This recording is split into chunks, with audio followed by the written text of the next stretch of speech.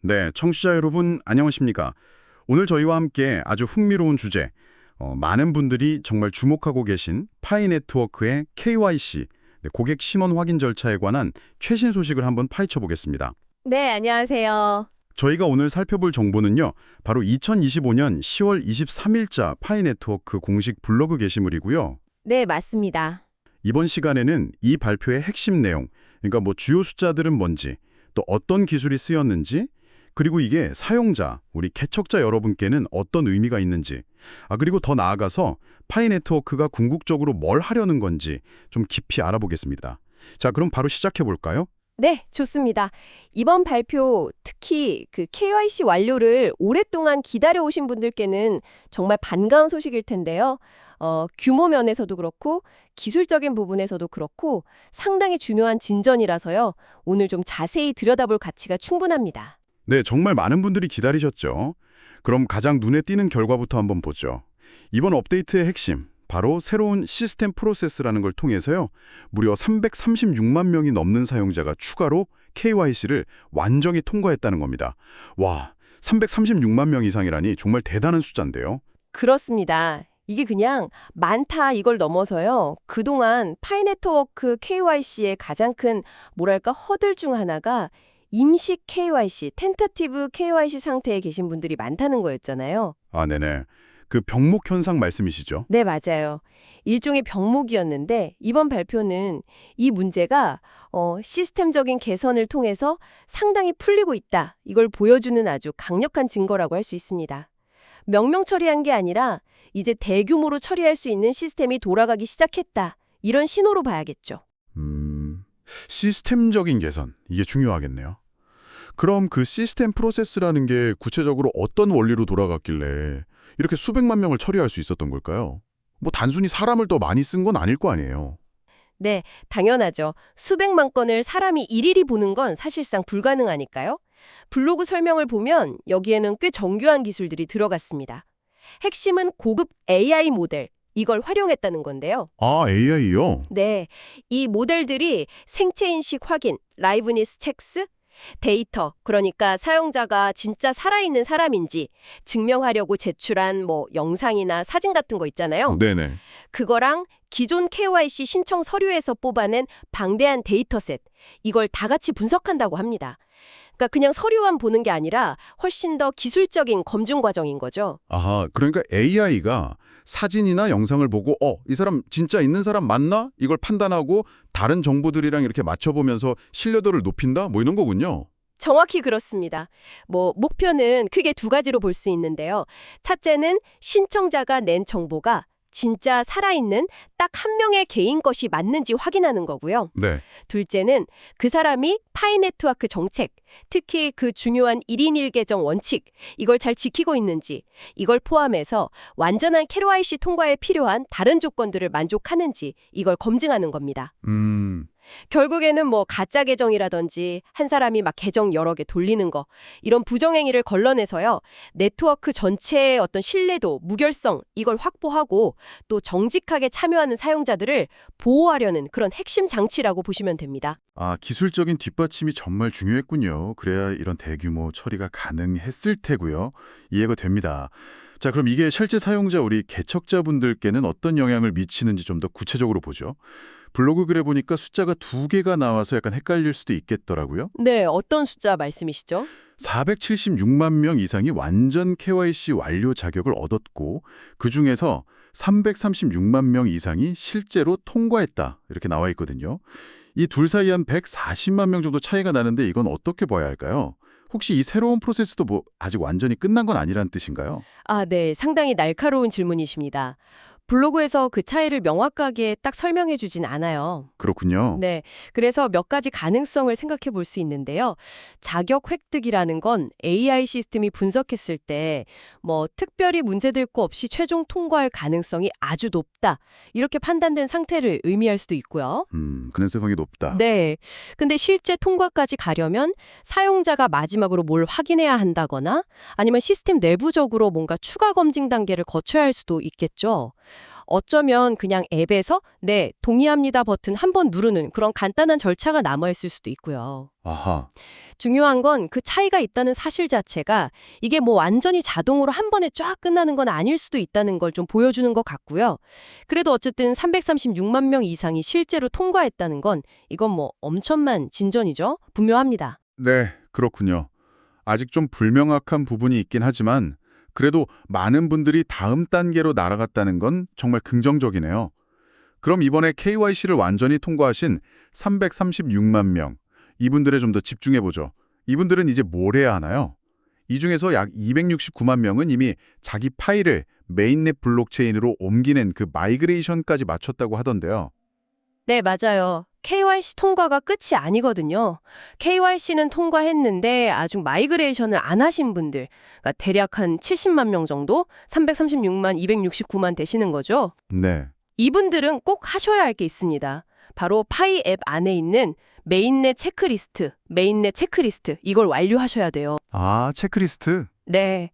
이 체크리스트에 뭐 메인넷 지갑 만들고 그 지갑 확인하고 마이그레이션 동의하고 뭐 이런 몇 가지 필수 단계들이 포함돼 있거든요. 이걸 다 완료해야만 내가 채굴한 파일을 진짜 쓸 수 있는 메인넷 지갑으로 받을 수 있는 겁니다. 그렇군요. 그러니까 KYC 통과 알림 받으셨으면 앱에서 꼭 그 체크리스트 확인하시고 필요한 조치를 바로 취하시는 게 중요합니다. 네, 체크리스트 꼼꼼히 확인해야겠네요.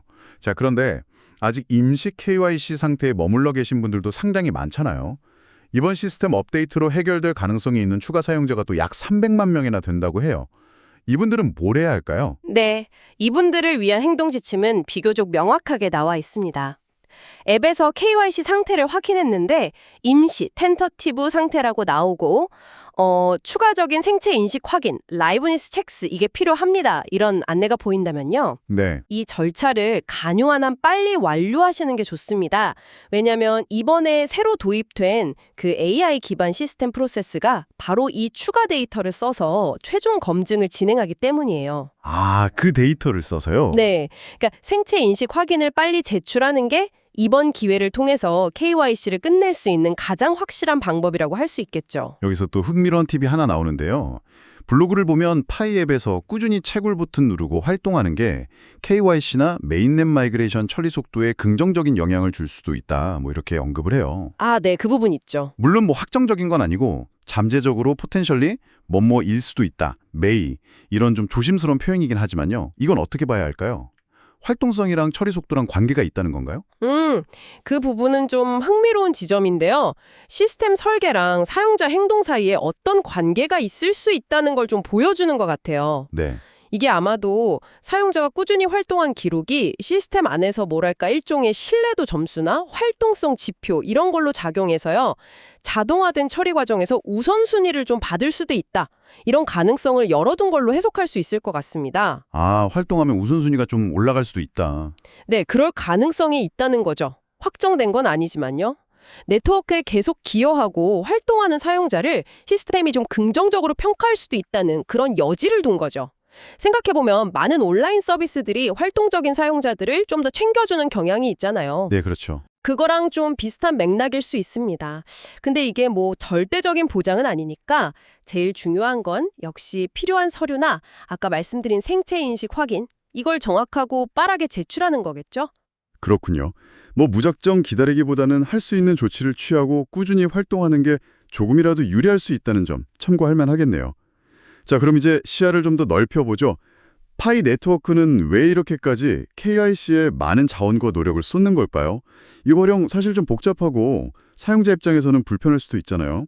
궁극적인 목표가 뭘까요? 네, 이게 바로 파이 네트워크가 다른 많은 암호화폐 프로젝트들이랑 좀 다른 지점이면서 그들의 핵심 비전이랑 딱 연결되는 문제입니다. 블로그에서도 명확히 얘기하고 있듯이요. 목표는 실제 개인들로 구성된 안전하고 진정성 있으며 포용적인 네트워크, 이걸 만드는 거예요. 실제 개인들로 구성된. 네, 즉 1인 1계정 원칙, 이거 철저히 지키고 뭐 봇이나 가짜 계정 이런 거 없이 오직 검증된 진짜 사람들만 참여하는 그런 네트워크를 만들겠다 이겁니다. 이렇게 만들어진 신뢰할 수 있는 사용자 기반, 이게 바로 파이 네트워크가 궁극적으로 만들려는 웹3 생태계의 가장 중요한 기초 자산이 되는 거죠. 아하. 그러니까 KYC가 단순히 규제 지키려고 하는 수단이나 그냥 형식적인 절차가 아니라 진짜 사람들의 네트워크라는 파이 네트워크의 어떤 정체성?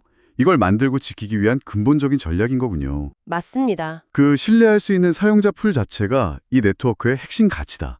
이렇게 들리네요. 네, 정확합니다. 많은 웹3 프로젝트들이 익명성을 좀 강조하는 경향이 있는데 파이 네트워크는 오히려 검증된 신원을 기반으로 생태계를 만들려고 한다는 점에서 좀 독특한 접근법을 취하고 있는 거죠. 물론 이런 접근 방식이 개인정보 처리 문제라던가 프라이버시 문제, 또 너무 중앙화되는 거 아니냐는 우려, 이런 또 다른 질문들을 낳기도 합니다. 하지만 파이 네트워크 입장에서 보면 이 엄격한 KYC는 그들이 그리는 미래의 디지털 경제, 그러니까 실제 가치 교환이 일어나는 앱이나 서비스들이 돌아갈 그 플랫폼의 신뢰성을 담보하는 데 꼭 필요한 과정인 셈입니다. 네. 오늘 파이 네트워크의 최신 KYC 업데이트에 담긴 의미를 여러 각도에서 살펴봤습니다. 정리를 좀 해보면 새로운 AI 기반 시스템을 통해서 수백만 명의 사용자가 KYC 병목 현상을 좀 뚫고 다음 단계로 나아갈 수 있게 됐다는 점. 네, 그게 가장 크죠. 그리고 아직 절차를 완료하지 못한 사용자들을 위해서는 명확한 행동 지침이 나왔다는 점. 이게 중요하겠고요. 더 나아가서는 이 모든 노력이 그냥 신원 확인만 하는 게 아니라 실제 검증된 개인들로 구성된 신뢰 기반의 웹3 생태계를 만들려는 파이 네트워크의 어떤 큰 그림하고 연결돼 있다. 이걸 이해할 수 있었습니다. 네, 오늘 논의를 마무리하면서 청취자 여러분께 한 가지 좀 생각해 볼 만한 질문을 던져보고 싶습니다. 파이 네트워크처럼 이렇게 AI 기술까지 적극적으로 쓰면서 온라인상의 신원 확인이나 부정행위 방지에 집중하는 사례를 보면서요. 이게 앞으로 다가올 인터넷 환경, 특히 탈중앙화를 지향하는 웹3 생태계에서 신뢰를 어떻게 구축할 것인가에 대해 어떤 점을 시사한다고 보시는지요? 신뢰 구축 방식이요? 네, 기술을 통한 검증이 점점 더 강화될수록 온라인에서의 상호작용 모습은 또 어떻게 바뀔지, 그리고 우리는 그 편리함이나 효율성, 또 프라이버시 사이에서 어떤 균형점을 찾아가야 할지, 기술이 신뢰를 어느 정도 보증해주는 미래에 대해서 한 번쯤 깊이 생각해 보시면 어떨까 싶습니다. 정말 중요한 질문이네요. 기술 발전이 가져올 새로운 형태의 신뢰, 그리고 그 이면의 과제들, 계속 주목해야겠습니다. 오늘 저희와 함께 파이 네트워크 KYC 업데이트의 여러 측면을 깊이 있게 살펴봐 주신 청취자 여러분, 진심으로 감사합니다. 네, 감사합니다. 다음 시간에 더 유익하고 흥미로운 정보로 다시 찾아뵙겠습니다.